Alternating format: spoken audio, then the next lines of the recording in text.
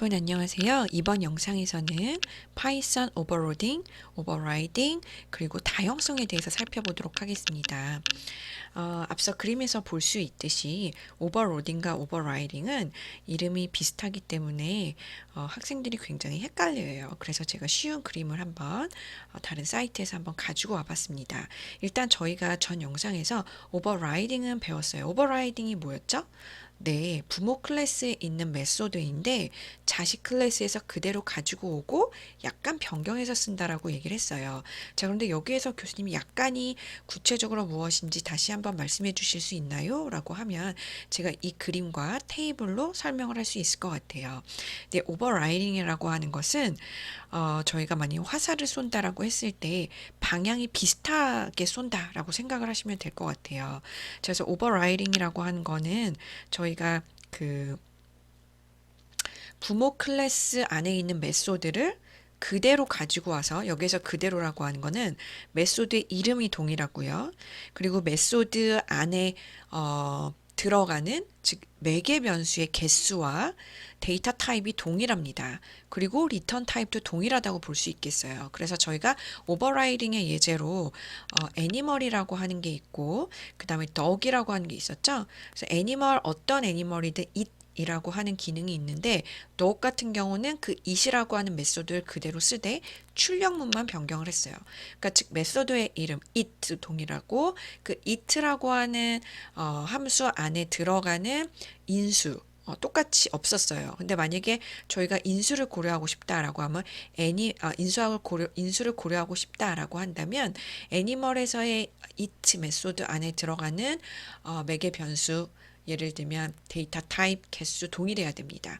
그래서 예를 들면 뭐 food, drink라고 하면 애니멀 어떤 애니멀이든 뭔가 이렇게 씹는 food를 먹고 뭔가 마시는 뭐 그게 water든 아니면 어떤 종류의 뭐 liquid든 간에 뭔가 마시잖아요. 그래서 food, drink 이렇게 표현을 했을 때 똑같은 경우도 똑같이 매개 변수 이름 그 다음에 데이터 타입 food, drink라고 해야 됩니다. return 타입도 동일해요. 그런데 오버로딩이라고 하는 개념은 저희가 사실 구체적으로 알아보진 않았는데요.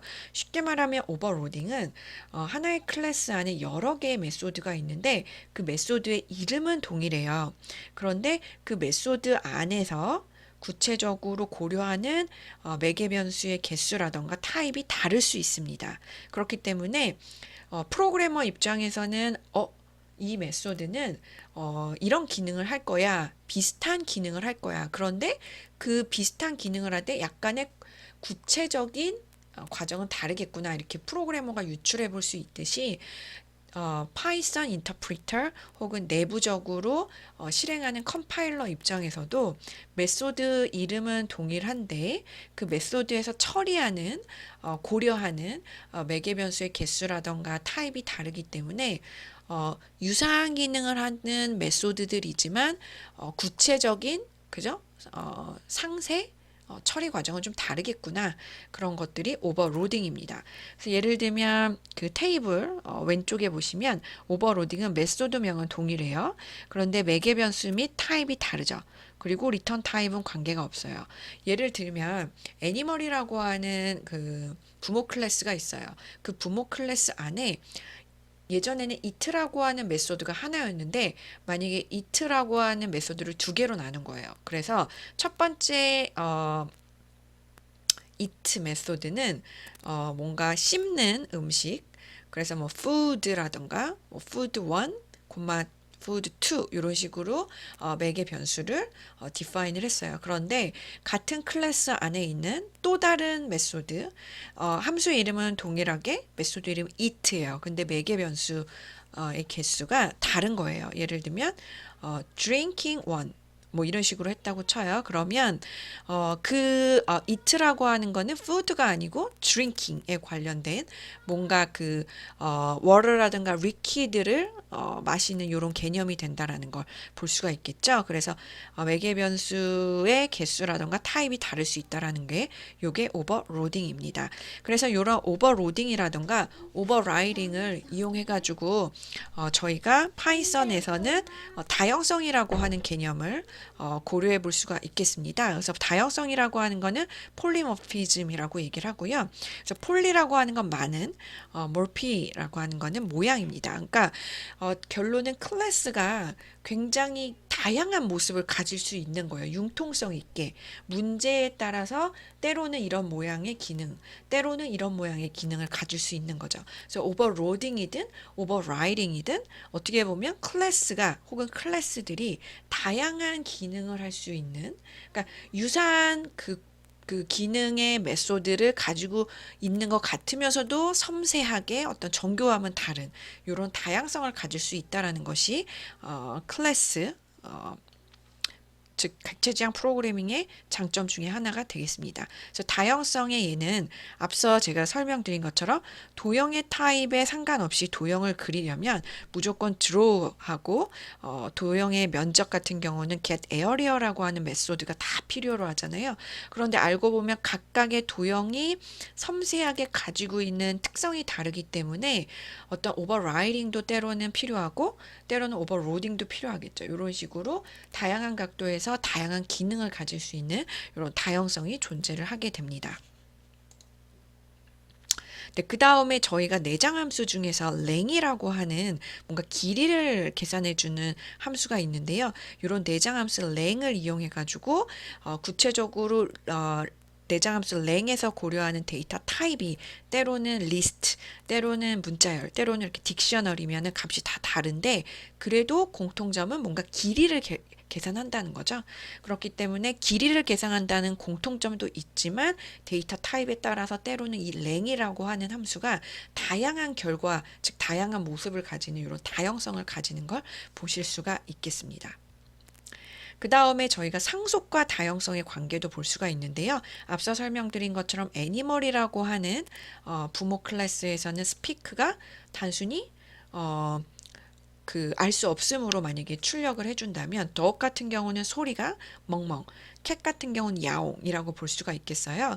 그래서 객체를 여러 개 만들 때 리스트를 같이 이런 식으로 혼합함으로 인해서 두 개의 강아지 객체와 한 개의 고양이 객체를 만들어서 세 개의 객체를 애니멀 리스트에다 넣고 이 애니멀 리스트 안에 있는 객체를 각각 포문과 같이 활용해서 각각 접근을 함으로써 각각의 객체에서 나오는 소리를 저희가 한 번에 출력해 볼 수 있는 이런 형태도 있을 수 있습니다.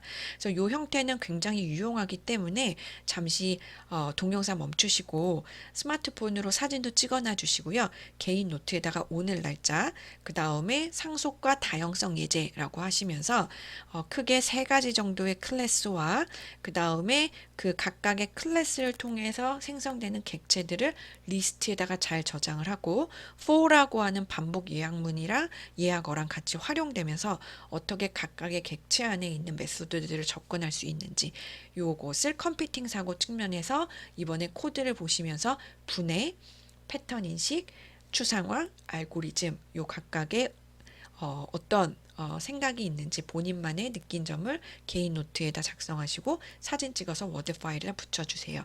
제가 대략 10초 정도 드릴 테니까요. 잠시 동영상 멈추시고 개인 맞춤형으로 플립트 러닝 하시고요. 그 다음 저는 10초 뒤에 다음 예제로 넘어가도록 하겠습니다.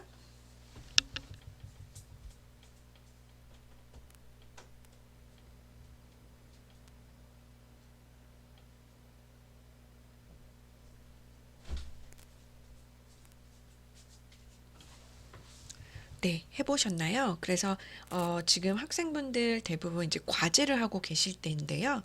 어떤 과제를 하시든 사실 저희가 클래스, 그 다음에 상속, 그 다음 다형성이라고 하는 개념을 활용하신다면 충분히 가독성과 효율성도 높아지고 향후 제가 약간 어드밴스된 과제를 내드릴 때 기존의 클래스를 역시 상속받아서 활용하신다거나 아니면 다양성을 이용해 가지고 기존의 메소드를 오버라이딩 혹은 오버로딩 함으로써 기존의 본인의 그 프로그래밍 코드를 재활용할 수 있는 확률을 좀 높일 수가 있겠습니다.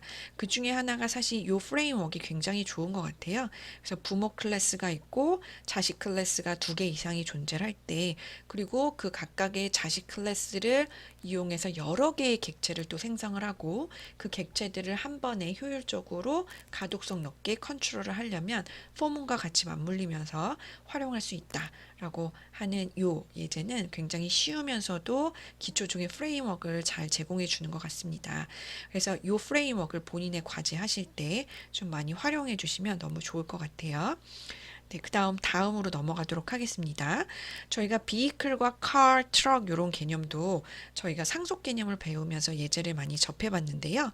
일반적인 운송수단을 나타내는 vehicle 클래스를 상속받아서 car 클래스와 truck 클래스, 자식 클래스 2개를 한번 잘 디자인을 해서 객체를 각각 생성을 해서 활용하는 방법을 보여주는 예제, 충분한 시간을 가지고 플립드 러닝 역시 해봐 주시면 좋을 것 같아요. 그래서 출력 결과는 예를 들면 이렇게 나올 수 있겠습니다. 트럭 1, 트럭을 운전합니다. 트럭 2, 트럭을 또 운전합니다. 카 1, 승용차를 운전합니다. 즉 비클이죠. 운송수단이기 때문에 뭔가 운전을 하는 기능이 있는데 트럭 같은 경우도 예를 들면 각각의 트럭이 약간 이제 또 기능이 다를 수도 있고 또 고려해야 되는 객체가 다르다. 트럭이 여러 개 있다면 각각의 트럭을 고려해야 될 때 이런 식으로 객체 이름을 트럭 1, 뭐 트럭 2 이렇게 둘 수가 있고요. 그 다음에 승용차 같은 경우도 역시 C1 혹은 car1이라고 하면서 객체를 따로 생성을 해서 고려해보는 그런 예제가 되겠습니다. 그래서 클래스 비이클 안에는 대략 3개의 메소드가 있는데 첫 번째 메소드는 생성자, 두 번째는 drive, 세 번째는 스탑이 되겠고요. 그 다음에 이런 비이클을 상속받아서 카 혹은 트럭이라고 하는 자식 클래스에서는 drive, 그 다음에 stop, drive, stop 각각의 메소드가 존재를 하지만 승용차에서는 승용차를 운전합니다. 트럭에서는 트럭을 운전합니다. 라고 하면서 오버라이딩을 한 그런 예를 보실 수가 있겠습니다. 그리고 그 리스트를 이용해 가지고 트럭 1, 트럭 2라고 하는 2개의 트럭 관련된 객체와 카 1이라고 하는 자동차에 관련된 객체 3개를 생성을 했고 역시 요 리스트 안에서 그죠? 리스트 안에서 포문에서 하나씩 I 혹은 car라고 하는 변수에다가 그 객체를 그때그때 가지고 와서 반복을 하면서 자동차의 이름과 그 다음에 자동차의 drive 타입을 이렇게 출력한 걸 볼 수가 있겠습니다. 그래서 트럭 1이 출력이 먼저 되고 트럭 2가 출력이 되고 카 1이 출력이 되겠죠. 왜냐면 포문에서 첫 번째, 두 번째, 세 번째 이렇게 접근을 하니까요. 그래서 그거를 잘 활용해 주시면 좋을 것 같습니다. 네, 그 다음에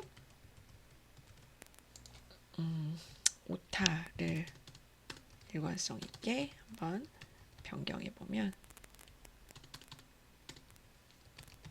이렇게 될 것 같네요. 자, 그 다음에 교수님 추상 메소드가 뭔가요? 라고 질문이 나올 수가 있어요.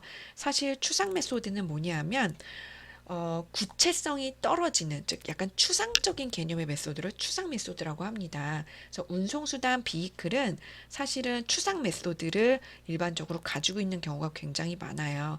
그래서 이런 경우 추상 메소드입니다라고 하면서 그 어떤 것도 사실은 구체성이 되어 있지 않은 불완전한 상태가 되고요. 이런 경우에 저희가 그 비이클을 상속을 받아가지고 각각의 자식 클래스에서 그것을 구체성을 더해서 디자인을 하게 될 때 이런 추상 클래스를 구체화를 하게 됩니다. 어떻게 보면 추상 메소드를 구체화하는 게 오버라이딩이라고 볼 수가 있겠고요. 부모 클래스에 이미 구체성이 있는 메소드이지만 역시 더욱 차별성 있고 구체적으로 하는 거 역시 오버라이딩이라고 볼 수가 있겠습니다. 그래서 예를 들면은 저희가 이런 식으로 그대로 한번 실행을 해볼 수가 있겠는데요. 학생분들은 저랑은 다르게 직접 코드를 하는 거를 제가 추천을 드리고요. 저 같은 경우는 한정된 시간이기 때문에 바로 해보도록 하겠습니다. 카피 앤 페이스트 해서요. 그래서 네, 그래서 이런 식으로 트럭 1, 2, 카 1 이렇게 되는 거를 볼 수가 있겠습니다. 그래서 사실 제가 이제 일관성 있게 아까 요거를 리턴이라고 바꾼다라고 얘기를 했잖아요. 근데 이 부분을 사실 뭐 이렇게 해도 상관은 없습니다. 그래서 요거는 참고로 알고 계시면 될 것 같아요. 네, 그래서 앞서 설명한 것처럼 요 예제 역시 플립트 러닝으로 충분한 시간 해주시고요. 저처럼 왼쪽은 코드, 오른쪽은 결과 다양하게 테스트 해봐 주시고 그 흔적을 본인 워드 파일에다가 붙여놔 주시면 너무 좋을 것 같아요. 그래서 사실은 이 변수 이름도 저는 카라고 했지만 당연히 i라고 바꿀 수가 있겠죠. 그러면 일관성 있게 이 부분을 이렇게 i로 변경해야 되는 거 잊지 마시고요. 그래서 플립트 러닝으로 하실 때는 개인적으로 궁금하신 거 수업 시간 이외에 많이 투자하셔가지고 해주시면 좋을 것 같습니다. 네, 그래서 사실은 모든 클래스의 맨 위에는 오브젝트라고 하는 클래스가 있어요. 그래서 오브젝트 클래스일수록 일반 클래스라고 얘기를 하고요.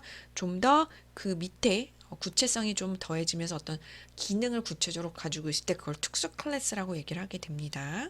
참고로 알고 계시고요. 그래서 오브젝트 클래스의 메소드는 저희가 이미 계속 사용한 이런 생성자, 그 다음에 소멸자, 그 다음에 객체 표현 문자열 반환, 그래서 init, delete, representation에 관련된 메소드들이 있고요. 또 문자열 표현 반환인 string, 그 다음에 비교할 수 있는 compare 이런 오브젝트 클래스의 메소드들이 있습니다. 그래서 이 개념은 약간의 프로페셔널한 테크닉이기 때문에 사진 찍으시고요. 이 화면과 이 화면 사진 찍으셔서 주기적으로 스마트폰 봐주시면 좋을 것 같습니다. 그래서 예를 들면 북이라고 하는 클래스가 있는데 그 클래스는요 단순히 오브젝트 클래스의 메소드로만 구성이 되어 있어요. 그래서 init 그다음에 representation. 그래서 init를 통해서 책에 관련된 인스턴스 필드들이 초기화가 되고요. representation 메소드를 통해서 있는 그대로 출력을 하게 됩니다. 그래서 파이썬 튜토리얼에 이런 ISBN 북 넘버면 출력을 이런 식으로 객체만 딱 출력을 해보셔도 이 객체에 포함되어 있는 다양한 인스턴스 필드들이 정보 차원에서 출력이 되는 걸 볼 수가 있겠습니다. 그래서 사실은 요 언더바 리프레젠터티브 언더바라고 하는 오브젝트 메소드를 통해서 그 객체를 그대로 넘기고 그래서 그 객체에 포함된 모든 정보들이 이런 식으로 효율적으로 출력이 될 수 있기 때문에 많이 사용되는 오브젝트 메소드 중에 하나가 되겠습니다. 그래서 클래스 관계로는 저희가 상속을 통해서 is A를 볼 수도 있었고요. 그 다음에 그 밖에 has A도 볼 수가 있겠습니다. 그래서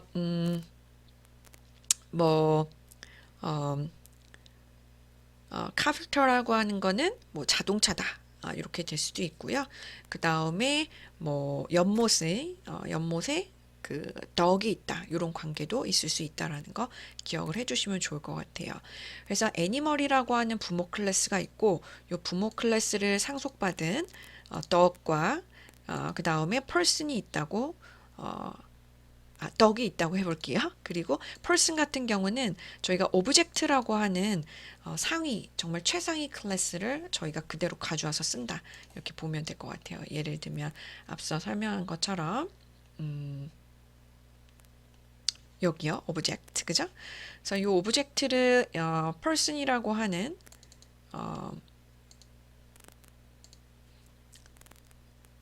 자식 클래스가 상속받아서 사용한다고 해볼게요. 그래서 예를 들면 애니멀이라고 하는 부모 클래스는 아무것도 없어요. 그런 경우는 패스라고 예약을 넣으시면 되고요.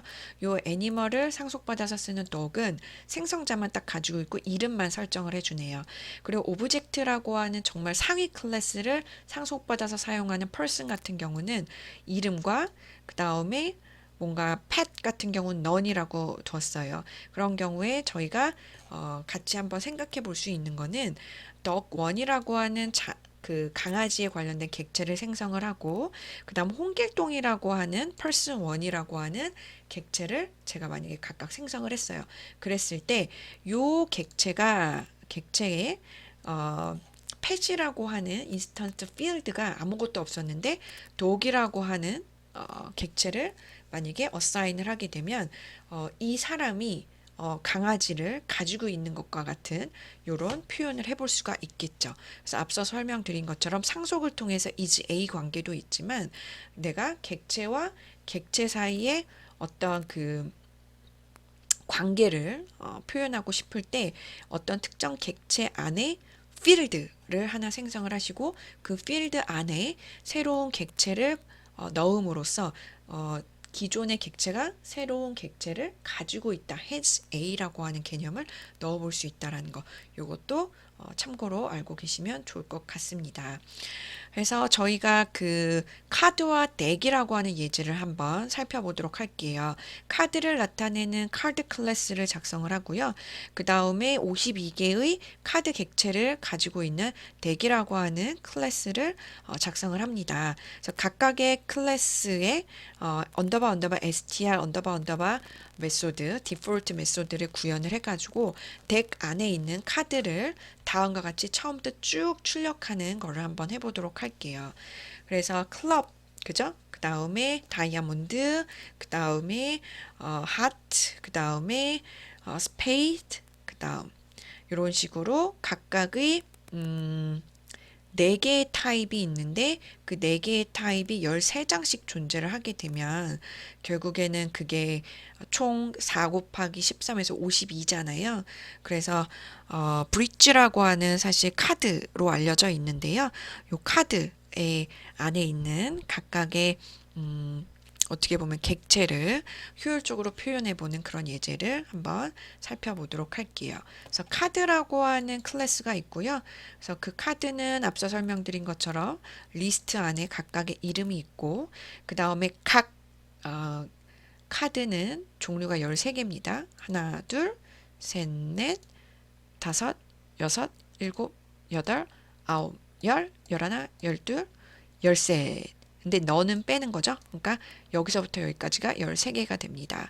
그래서 클럽이 이렇게 13개가 있고 다이아몬드 13개, 하트 13개, 스페이드 13개 그러면 4 곱하기 13에서 52장의 카드를 만들 수가 있겠죠. 그래서 카드라고 하는 클래스 안에 2개의 리스트가 존재를 하고 생성자 안에서 슈트와 랭크를 어사인을 할 수가 있고요. 그 다음에 있는 그대로 출력을 하기 위해서 언더바 str 언더바라고 하는 메소드를 사용을 했습니다. 그래서 덱이라고 하는 또 다른 클래스에서는요. 생성자와 str이라고 하는 함수를 활용을 하고요. 먼저 덱이라고 하는 객체를 사용을 하고 그 덱이라고 하는 객체를 생성 후 출력이라고 하는 기능을 한번 활용을 해보게 되면 결국에 덱이라고 하는 객체를 생성을 해서 그 객체를 프린트문에 넘기게 되면 이 객체를 통해서 기본적인 언더바 str이라고 하는 함수를 호출을 할 수가 있는 것이고 요 함수 안에서 저희가 포문을 이제 돌게 되는데요.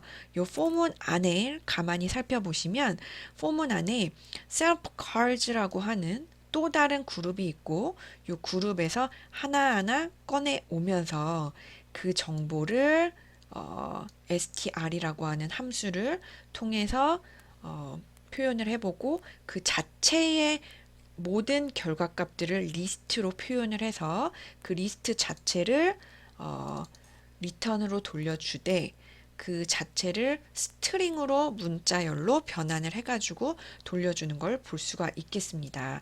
네, 그러면 과연 저희가 이 덱이라고 하는 객체를 통해서 출력문의 기능을 할 수 있는 언더바 str 언더바 함수까지 접근을 하고 그 함수에 대해서 한번 제가 간단히 설명을 드렸는데요. 조금 더 자세히 설명을 해보자면 결국에 이 함수에서 self.cards라고 하는 거는 데이터형이 뭘까요?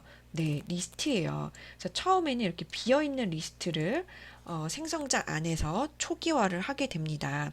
그러면서 요 대기라고 하는 클래스가 호출되고 small deck라고 하는 객체가 생성이 되면서 초기화할 때 어떤 작업이 이루어지냐면 비어있는 리스트를 하나 생성을 해 보면서 네 번을 반복을 하게 돼요. 그래서 반복할 때마다 그 반복의 결과를 슈트라고 하는 변수 안에다가 집어 넣는데요. 처음에 이제 슈트라고 하는 것을 만들기 위해서 아랫줄로 내려가 보니 다시 한번 요 14번 그쵸? 그렇지만 range라고 하는 함수는 사실은 start부터 stop 마이너스 1이잖아요. 그렇기 때문에 얘 같은 경우는 0, 1, 2, 3 이렇게 네 번이 돌아가는 것이고요.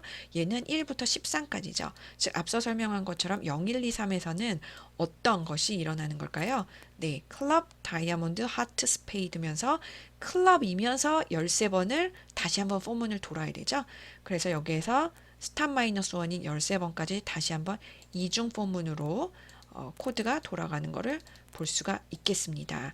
그래서 이중 포문 안에서 정말로 요 카드라고 하는 클래스를 호출을 하면서 요 카드라고 하는 클래스의 객체를 만들고요. 근데 이 객체를 만들 때마다 사실은 요 슈트와 랭크 값이 그쵸.